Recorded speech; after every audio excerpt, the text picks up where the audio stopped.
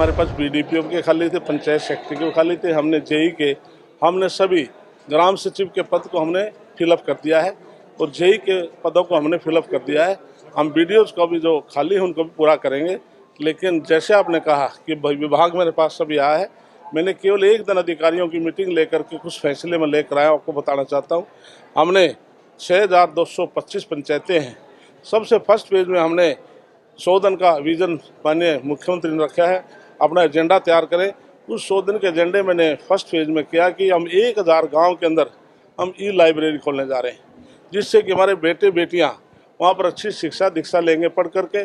और जैसे भारतीय जनता पार्टी सरकार में 10 साल में 1,40,000 नौकरियां लगी हैं, बगैर खर्चे के लगी हैं, और हमने मैनिफेस्टो में दिया है हम 2 लाख नौकरियां इस 5 साल में और देने जा रहे हैं।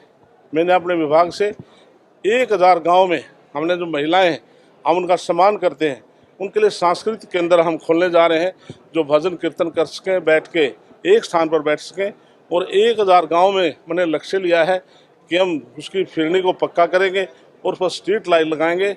और जिस प्रकार से प्रधानमंत्री चाहते हैं कि स्वच्छता के ऊपर उनका पूरा बल है, पूरे हरियाणा प्रदेश में 19,000 पाउंड तालाब हैं और हमने फर्स्ट फेज में 6,000 तालाब लिए हैं। हम उनका सुधारीकरण करेंगे और उसका हम रिटेनिंग वाल बनाएंगे, गंदा साफ पानी को अलग करेंगे और उसका जो बांध है उसको पक्का करने के बाद हम उस पर छोटे बड़े फूल पौधे लगा करके हम पार्क का रूप देंगे। मंत्री जी, कुछ गांव ऐसे हैं जहां पर आमदनी नहीं है, कुछ ऐसा भी प्रावधान किया गया सरकार की तरफ से, ग्रांट वगैरह कुछ? इसके लिए जो निश्चित तौर से केंद्र की तरफ से, प्रदेश की तरफ से सरकार समय समय पर पॉपुलेशन के हिसाब से, चाहे PRI की स्कीम है, हम अलग अलग स्कीम के, चाहे हमारे HRDF की स्कीम है, हम पैसा देते रहते हैं। उसके बावजूद भी हमने जो ग्राम पंचायत हैं उसके लिए भी हमने कई फैसले लिए हैं और मैंने 3 बिल पेश किए हैं अभी अपने पंचायत विभाग की तरफ से।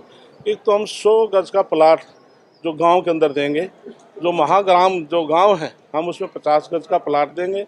और हमारे मैनिफेस्टो में हमने दिया कि हम 5 लाख मकान पूरे हरियाणा प्रदेश में देंगे और उसका लक्ष्य माननीय मुख्यमंत्री जी ने मुख्यमंत्री आवास योजना शुरू की है, जिसके तहत उन्होंने 2 लाख का पहले टारगेट रखा है। जो अर्बन है, अर्बन के अंदर 30 गज के अंदर मकान बना कर देंगे और महाग्राम में 50 गज का और गांव में 100 गज का प्लाट देंगे।